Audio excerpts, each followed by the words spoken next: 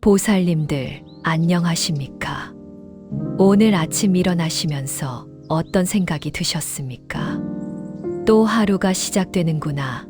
어제와 똑같은 일상이 반복되는구나 하는 생각이 드시지 않으셨습니까? 아침에 눈을 뜨는 순간부터 저녁에 잠자리에 들 때까지 우리는 수많은 순간들을 그냥 지나쳐 버립니다. 출근길에 만나는 사람들, 점심시간에 마주하는 햇살, 퇴근 후 집에 돌아와 가족들과 나누는 대화. 이 모든 것들이 그저 일상의 반복처럼 느껴질 때가 많습니다. 하지만 보살님들, 오늘 제가 전해드릴 말씀은 바로 이것입니다. 우리가 그냥 지나쳐버리는 평범한 하루 속에 실은 엄청난 비밀이 숨어 있다는 것입니다.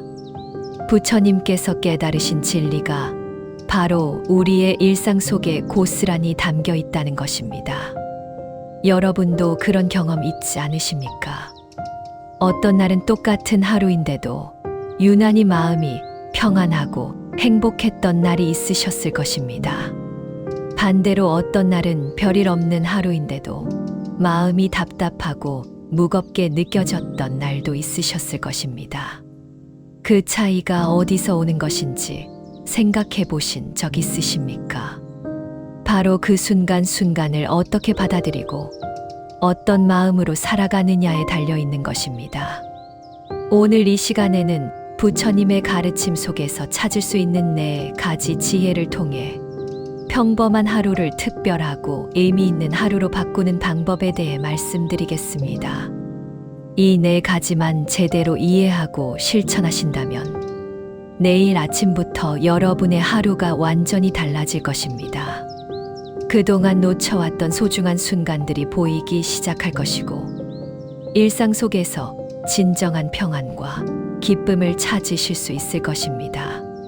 첫 번째로 아침에 눈을 뜨는 그 순간의 기적에 대해 말씀드리겠습니다. 보살님들, 어젯밤 잠자리에 들 때와 오늘 아침 눈을 뜰 때를 생각해 보십시오. 그 사이에 우리는 완전히 의식을 잃었습니다. 꿈을 꾸기도 하고 깊은 잠에 빠지기도 했습니다. 그런데 아침이 되면 다시 의식이 돌아옵니다.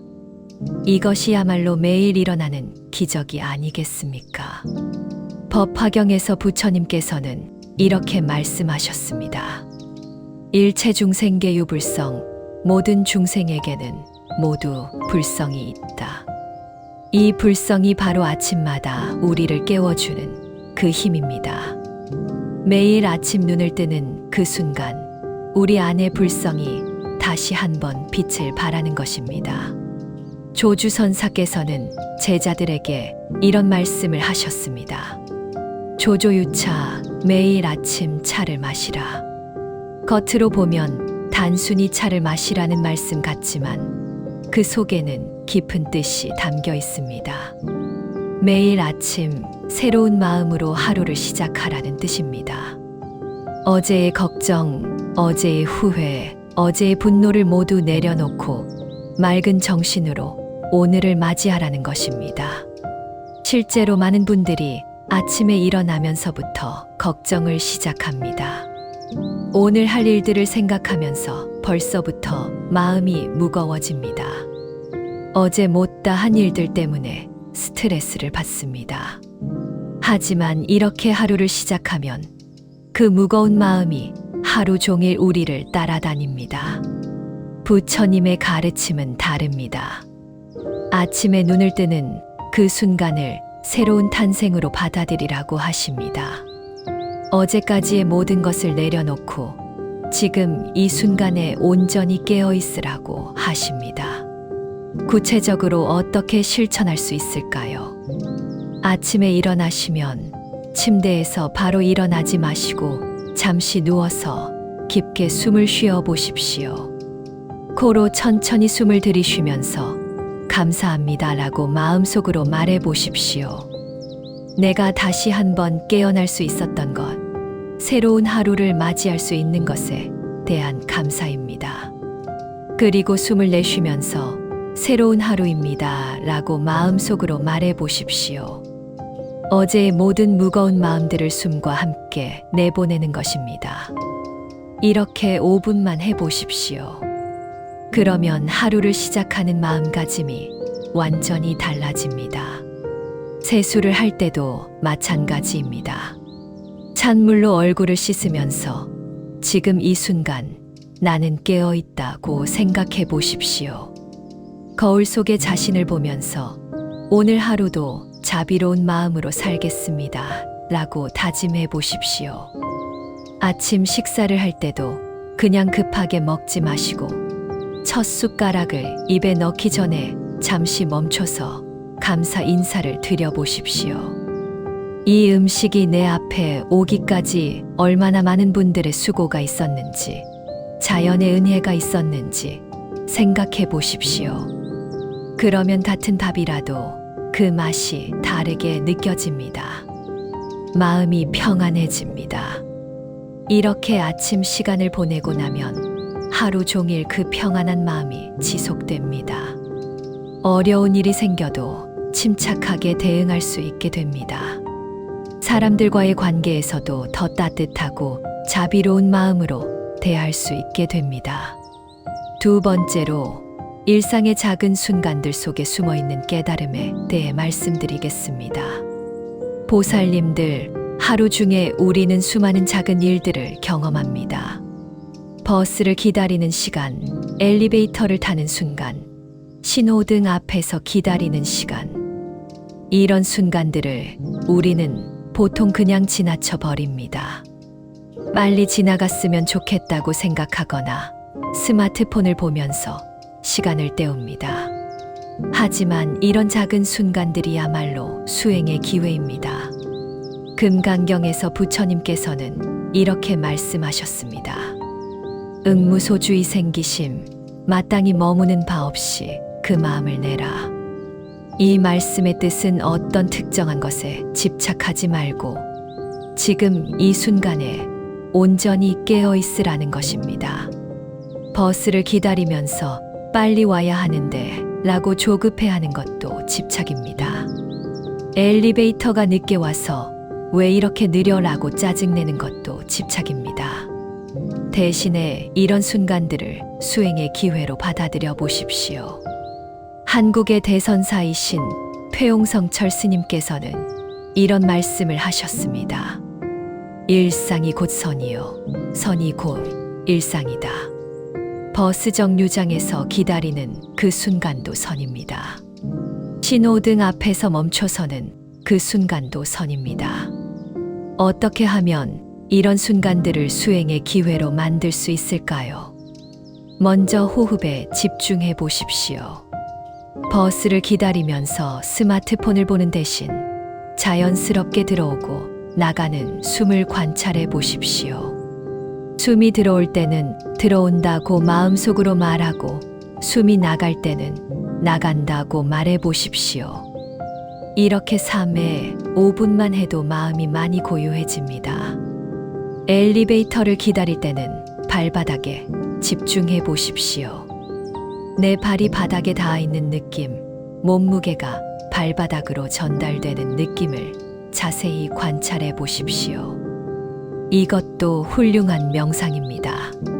신호등 앞에서는 주변을 자세히 관찰해 보십시오. 지나가는 사람들, 자동차들, 하늘의 구름, 나무들. 모든 것이 변화하고 있다는 것을 느껴보십시오.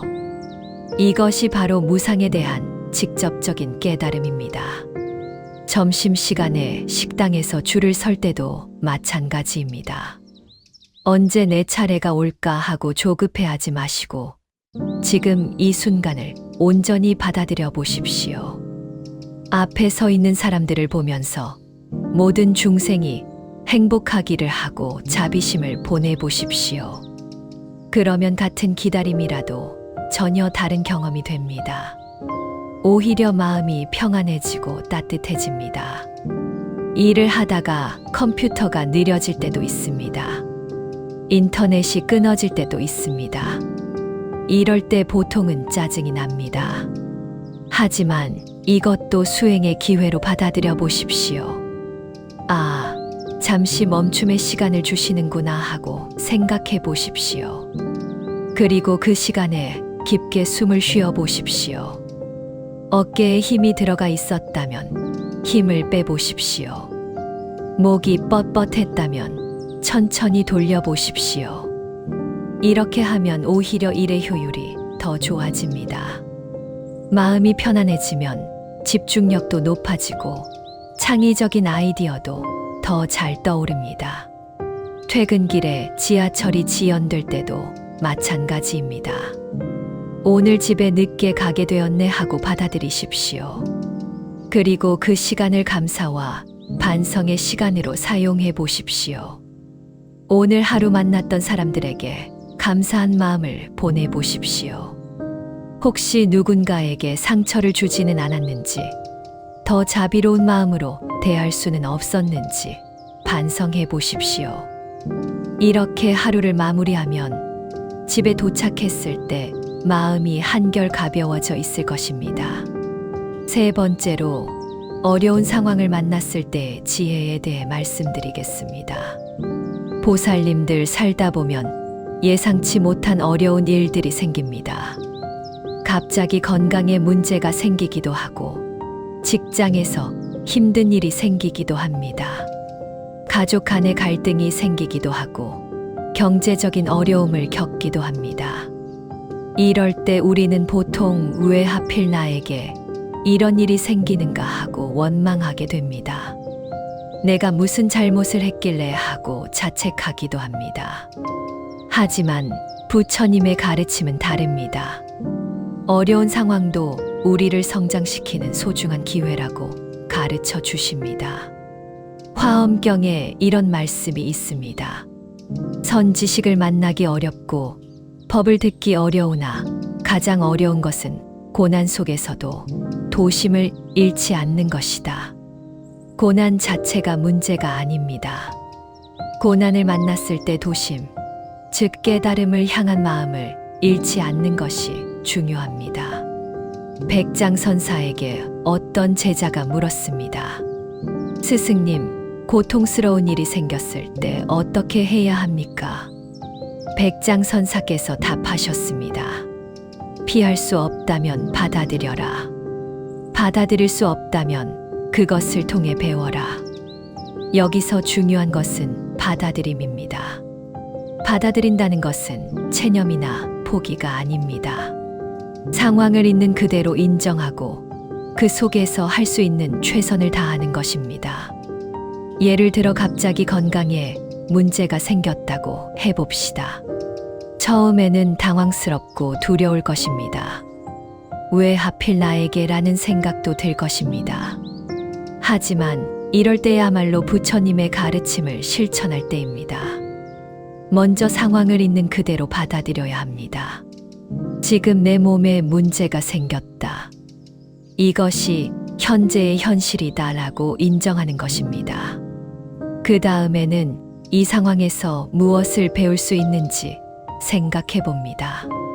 그동안 건강을 당연하게 여겼는데 얼마나 소중한 것인지 깨닫게 되었다. 평소에 가족들에게 고마워하지 못했는데 이제야 그들의 사랑을 느낀다. 이렇게 생각해 보면 어려운 상황도 감사의 기회가 됩니다. 직장에서 힘든 일이 생겼을 때도 마찬가지입니다. 상사와 갈등이 생겼거나 동료들과 관계가 어려워졌을 때 처음에는 화가 나고 억울할 것입니다. 하지만 이럴 때야말로 인내와 자비를 배울 수 있는 기회입니다. 상대방도 나와 똑같이 고민하고 아파하는 사람이라는 것을 이해해 보십시오. 그들이 나에게 화를 내는 것도 그들 나름대로의 스트레스와 어려움 때문일 수 있습니다.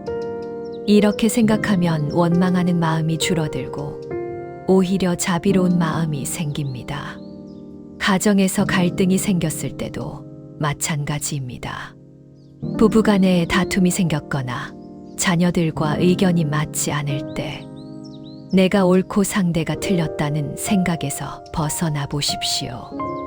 서로 다른 관점에서 보고 있을 뿐이라는 것을 이해해 보십시오. 그리고 상대방의 입장에서 생각해 보십시오. 그러면 해결책이 보이기 시작합니다. 경제적인 어려움이 생겼을 때는 어떨까요? 처음에는 절망스럽고 두려울 것입니다. 하지만 이것도 집착을 내려놓을 수 있는 기회입니다. 그동안 돈과 물질에 너무 의존하며 살았던 것은 아닌지 반성해 보십시오. 정말 중요한 것이 무엇인지 다시 생각해 보십시오. 가족의 건강, 서로 간의 사랑, 마음의 평안. 이런 것들은 돈으로 살 수 없는 진정한 보물입니다. 어려운 상황에서 이런 것들의 소중함을 깨달을 수 있다면 그것만으로도 큰 수확입니다.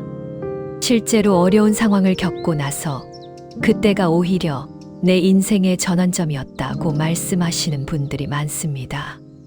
고난을 통해 진정한 자신을 발견하고 더 깊은 지혜를 얻게 되었다는 것입니다. 네 번째로 하루를 마무리하는 감사와 회향의 지혜에 대해 말씀드리겠습니다. 보살님들, 하루의 마지막 시간을 어떻게 보내시고 계십니까? 많은 분들이 피곤해서 그냥 잠들거나 텔레비전을 보면서 시간을 보내십니다. 하지만 하루를 마무리하는 시간이야말로 가장 중요한 수행의 시간입니다. 이 시간을 어떻게 보내느냐에 따라 내일의 하루가 결정되기 때문입니다. 아미타경에서는 임종시의 마음가짐이 얼마나 중요한지 강조하고 있습니다. 마지막 순간의 마음이 다음 생을 결정한다고 말씀하십니다. 하루의 마지막도 마찬가지입니다. 잠들기 전의 마음가짐이 내일의 하루를 결정합니다. 원효대사께서는 매일 저녁 하루를 돌아보는 시간을 가지셨다고 합니다.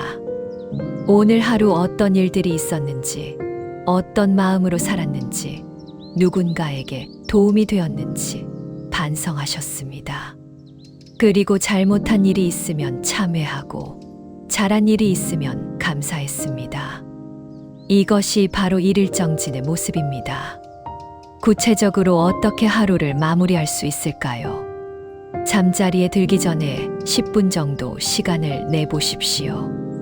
먼저 오늘 하루를 차례대로 떠올려 보십시오.